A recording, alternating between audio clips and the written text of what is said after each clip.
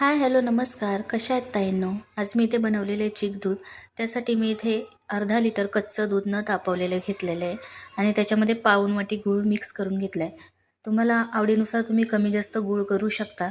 आणि इथे 1 ग्लास चिक दूध घेतलेलं आहे. आता ते फ्रीजमध्ये बॉटलमध्ये ठेवलेलं होतं, मग त्यामुळे साधारण होऊ दिलं, बाहेर पाण्यामध्ये ठेवलं होतं थोडा वेळ आणि नंतर ते मिक्स केलं. त्याच्यामध्येच जिरं पूड आणि वेलची पूड मिक्स केलेली आहे. आता इथे छोटा पाव चमचा हळद घातलेली आहे, अगदी चिमूटभर. नाही घातली तरीसुद्धा चालेल, पण हळद खोकल्यासाठी चांगली असते आणि चिकदूधला कलरसुद्धा खूप छान येतो, त्याच्यामुळे मी इथे घातलेली आहे. जिरे वेलचीची पूड आणि गूळ जेव्हा मी मिक्स केला तेव्हा व्हिडिओ चालू करायचा राहून गेला होता ताईंनो.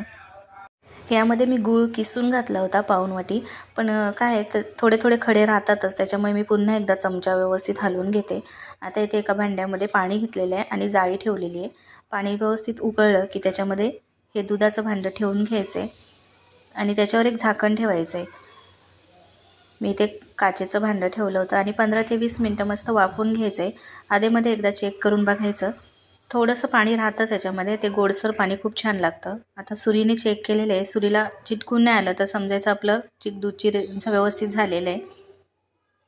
आता इथे बघू शकता मी बाहेर काढते आणि हे गरम गरम पण खूप छान लागतं. तुम्ही फ्रीजमध्ये ठेवलं नंतर खायला तरी पण चांगलं लागते. तर ही अशा प्रकारे चिक दूध तयार झालेले आहे. तुम्हाला कसं वाटलं कमेंट करून नक्की सांगा. आणि तुमच्याकडे बनवतात का? तुमची काही वेगळी रेसिपी असेल तर तीसुद्धा सांगा, मी नक्की ट्राय करेल. चला तर मग सगळ्या मैत्रिणींना ताईंना या खायला तुम्ही.